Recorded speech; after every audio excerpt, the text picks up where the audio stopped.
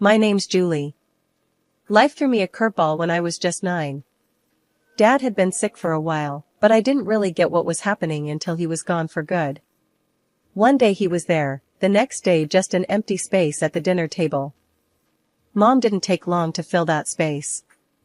Within a few months, she brought home Frank. I guess loneliness hits hard and fast. Frank moved in like he owned the place, and it was clear he wasn't keen on having me around. Julie, this is Frank. Frank, this is my daughter, Julie. Mom introduced us the day he moved in. His look was cold, like he'd rather be anywhere else, but here looking at me. Hi, I managed, a bit shy, but trying to be polite. Frank just nodded, didn't even smile.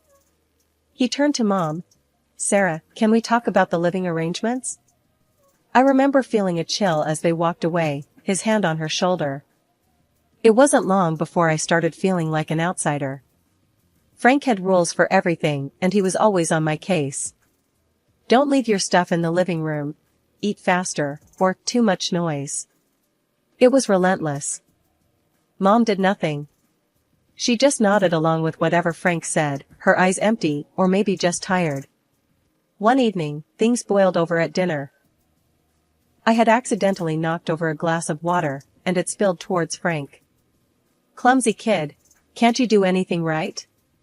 Frank snapped, jumping up as the water splashed his pants. Sorry, Frank, it was just an accident, I stammered, feeling my face heat up. Sorry doesn't clean up messes, Julie. Be more careful, he scolded, his voice raised more than necessary. Mom just sat there, dabbing her mouth with a napkin, silent.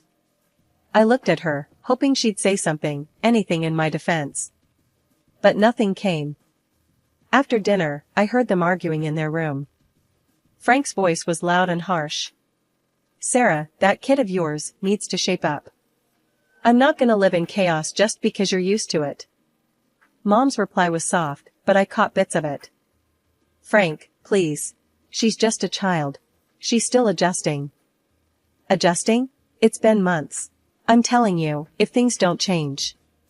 I didn't hear the rest, but I didn't need to. The message was clear.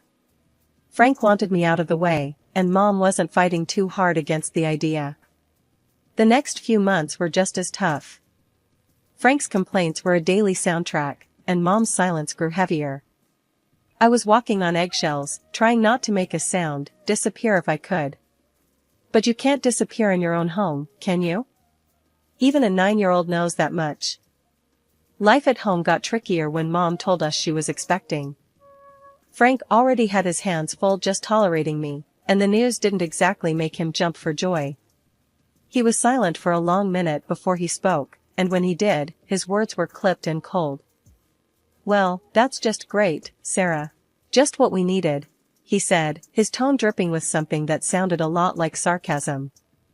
Mom just smiled, a bit too weakly.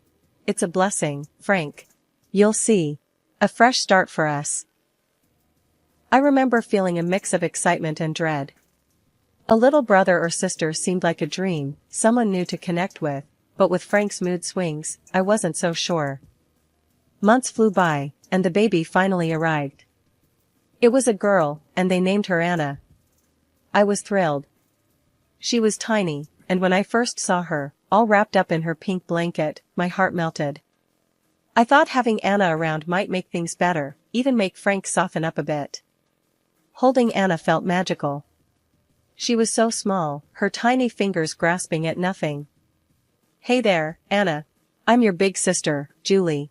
I'm gonna take good care of you, I whispered, promising silently to be there for her, no matter what. But the magic didn't last. Bringing Anna home changed the dynamics again. Frank was fussier than ever, especially about money. One night, about a week after Anna came home, I overheard him talking to Mom in the kitchen. His voice was harsh, louder than it needed to be. More expenses, Sarah. Diapers, formula, God knows what else. And what about Julie? She's not even mine, and I'm footing the bill for her too? Mom's voice was a quiet murmur. Frank, please, she's just a child. We can manage.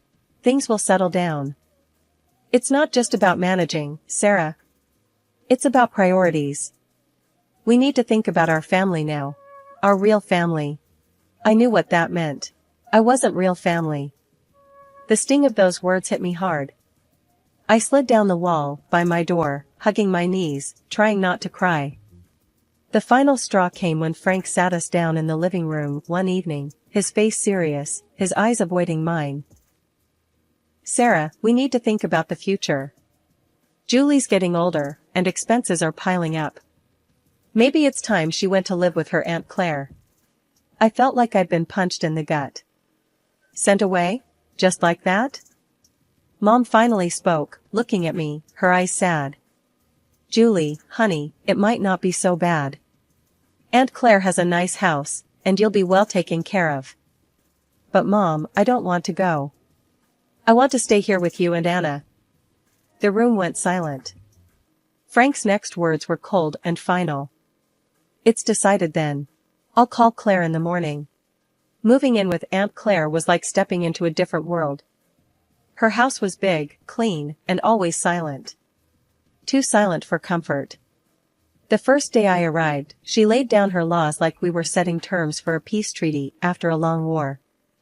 "You'll follow my rules under my roof, Julie. No nonsense, no mess, no backtalk," she declared as she led me through the hall to what would be my room.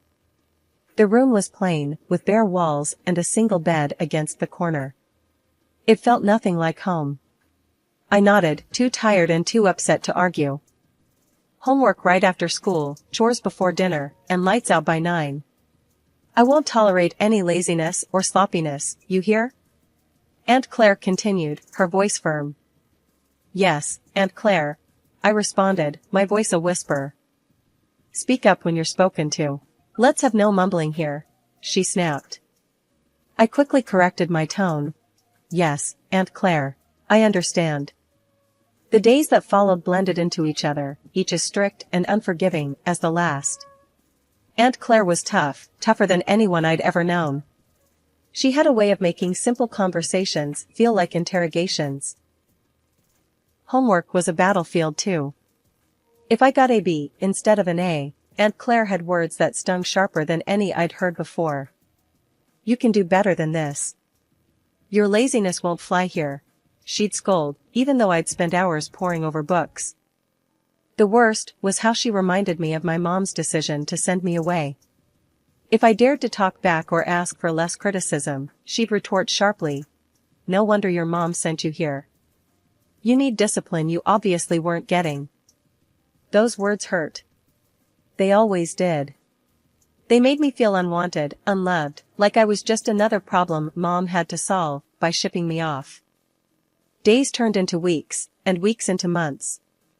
I learned to keep my head down, do as told, and speak only when necessary. Aunt Claire had no patience for tears or complaints, and I had no energy left to fight. "It's for your own good," she'd often say after a particularly harsh scolding, as if the sting of her words was supposed to mold me into someone better. I wasn't sure who that better person was supposed to be. All I knew was I was getting really good at being alone, at being quiet, at not being a problem. Because in Aunt Claire's house, not being a problem was the best thing you could be. Living with Aunt Claire was suffocating, and I found myself missing my mom more each day, even though I knew she had let me go without much of a fight. One afternoon, the longing got too much. Aunt Claire was out, probably at her bridge club, and I knew I had a couple of hours at least. Her phone was always left on the kitchen counter, charging next to the fruit bowl. It seemed like my only link back to my old life. I hesitated for a minute before I picked it up. Dialing my mom's number was muscle memory. I hadn't forgotten it, maybe I never would. My heart was racing as I heard the phone ring. Once, twice, then her voice. "Hello? Mom? It's me, Julie." There was a pause, a breath maybe, then, "Julie, why are you calling?" I swallowed hard, my throat tight. "I just wanted to hear your voice." Another pause, longer this time. Then cold, hard, "You shouldn't have called." "But Mom." "Julie, listen to me. You need to stop this. I can't have you calling me." "But why?" "I miss you, Mom. I miss home. When can I come back? Her voice was flat, emotionless as if she was discussing the weather. You can't. That's done. Don't call here anymore. I couldn't believe what I was hearing. Mom, please. Just don't, Julie. There's nothing here for you. Goodbye. She hung up, and the line went dead. The silence in the kitchen was deafening. I felt my hands shake as I put the phone back on the charger. The finality in her voice broke something in me. She didn't want me. She really didn't want me anymore. Tears blurred my vision as I stumbled to my room. I closed the door softly, not wanting to make any noise that might hint at my rebellion. I sat on the floor, my back against my bed, and let myself cry. The room felt smaller than ever, a box that was slowly closing in on me. About an hour later, I heard the front door open and close. Aunt Claire's voice called out, "Julie? You better have finished your chores." "Yes, Aunt Claire," I called back, wiping my eyes quickly with the back of my hand. I didn't want her to see any signs of weakness. Weakness was not tolerated here. I went to the kitchen to help with dinner as if nothing had happened, but inside, I was different. I felt emptier, more alone. Mom's voice, those final words, played over and over in my head. That night, Aunt Claire discovered the call log on her phone. Her face twisted into a scowl as she stormed into my room, her voice a harsh whisper that cut through the quiet. "So, you took my phone to call your mother? Thought you'd go behind my back?" I froze, the blood draining from my face. I just wanted to hear her voice. Aunt Claire laughed, a harsh, grating sound. "And what did that get you, huh? She doesn't want you, Julie. Even you can't deny it now." Her words were like ice, and I felt them chill me to the bone. She grabbed my arm, her grip tight and painful. "No more phone. No more pity parties. You're here because she doesn't want you. Remember that." The punishment was severe. More chores, stricter rules, and the cold shoulder from Aunt Claire, who made sure every day thereafter that I felt just how unwanted I was. Aunt Claire's house had become a prison, each day dragging, heavier than the last. It was clear I was nothing but a burden to her, a nuisance she tolerated only because she had to. But even that thin thread of obligation snapped one chilly morning a year into my stay.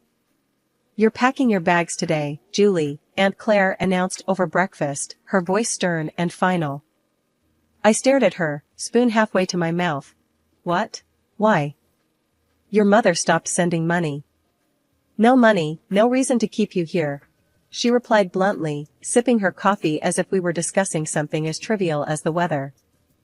I felt a cold dread settle in my stomach. "So, what happens to me now?" She shrugged, a cold, dismissive gesture. "Not my problem. You can go live with your grandmother. If she won't take you, then it's the orphanage." The thought of going to an orphanage terrified me, but the mention of Grandma sparked a tiny flicker of hope. I hadn't seen her since I was little, barely remembered her, but surely she wouldn't turn me away. Packing my bags felt surreal, like I was stripping away layers of my life at Aunt Claire's, each item a reminder of the year I'd lost. Aunt Claire drove me to Grandma's, the car ride silent except for the hum of the engine. We arrived at a modest house, smaller and cozier than Aunt Claire's imposing place. Grandma was waiting at the door, her expression unreadable. "This is Julie, your granddaughter," Aunt Claire said, not bothering with niceties. "I can't keep her anymore. Sarah stopped paying." Grandma looked me over, her eyes sharp but not unkind. "I see. Come in, Julie." Aunt Claire didn't linger. With a brief nod, she left, her duty discarded as easily as she'd disposed of me. Inside, Grandma's house was warm, filled with the scent of cinnamon and something sweet baking. It felt welcoming, a stark contrast to Aunt Claire's sterile environment. "You'll be staying in the guest room. I suppose we'll need to sort out some more permanent arrangements," Grandma said, leading me down the hall. The guest room was small, with a window overlooking the garden. It felt safe, a word I hadn't associated with a place in a long time. "Thank you, Grandma," I said, my voice low, still unsure of my welcome. She nodded. We're family, Julie. You belong here more than anywhere else. Over the next few weeks, I adjusted to life with Grandma. It was different. She was strict, but there was a kindness to her rules, a gentleness in her reprimands. You need to do your chores, Julie. Everyone contributes here. She would remind me, but her tone was patient, not harsh. Yes, Grandma, I would respond, grateful for her fair approach. Living with Grandma, I began to heal. I found solace in the quiet routine of our days, the peaceful nights, and the steady rhythm of life that was so different from the chaos with Aunt Claire. The months rolled by, and on my 16th birthday, Grandma made a decision that would seal our bond forever. Over breakfast, she slid an envelope across the table to me. Take a look at this, Julie, she said, her voice carrying a mix of seriousness and warmth. I opened the envelope, pulling out some official-looking papers. What's this? It's adoption papers, Julie. I want to adopt you. Make things official, so no one can ever make you feel unwanted again, she explained, watching me closely for my reaction. I felt a lump form in my throat. Really, Grandma? You mean it? Yes, I do. You're not just staying here, Julie. You're my family, and it's time we made that clear to everyone else too. A few weeks later, it was done. We went to court, and I officially became Julie Bennett, with a new sense of belonging that I had longed for since Mom sent me away. With Grandma's support, I started looking towards the future. She encouraged me to focus on my studies, particularly science, which had always fascinated me. You've got a sharp mind for it, Julie. You could go into medicine. How would you like that? She suggested one day as we were going over some of my school projects. I'd love that, Grandma. I want to help people, I replied, the idea taking root. Then it's settled. We'll get you into a good college program. I'll support you every step of the way, she declared, her determination clear. True to her word, Grandma was there for me throughout my high school years. She tutored me in math and science, using her old-school methods that were strict but effective. You need to understand the basics, Julie. Can't skip the foundation, she'd insist whenever I struggled with complex problems. I graduated with top marks, thanks to her unwavering support. Grandma then helped me navigate the daunting college applications process. When I got accepted into a medical college with a partial scholarship, she was as proud as if she'd received the acceptance herself. We'll manage the finances. Don't you worry about that, Grandma said when I fretted over the costs. You focus on your studies. Become the best doctor you can be. Medical school was tough, but fulfilling. I was drawn to oncology, the branch of medicine that dealt with cancer. It was hard, emotionally and intellectually, but it felt right, like I was exactly where I needed to be. I completed my degree, then my internship, and finally, my residency, each step a milestone that Grandma celebrated. You're making a real difference, Julie. I'm so proud of you, she'd say, her eyes shining with pride.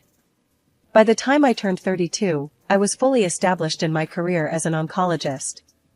My life was busy but fulfilling, filled with long hours at the hospital and the satisfaction of knowing I was making a difference. Through it all, Grandma was my anchor, always there to listen and offer advice on tough days. But life, as it often does, threw another curveball my way. Grandma's health, which had been declining, took a turn for the worse. It was swift and unexpected, the kind of decline that leaves you scrambling to catch your breath. I remember coming home one evening, tired after a particularly tough day at the hospital. Grandma was sitting in her favorite armchair, looking out the window. Her voice was weaker when she called me over. Julie, come sit with me for a bit, she said, patting the chair next to her.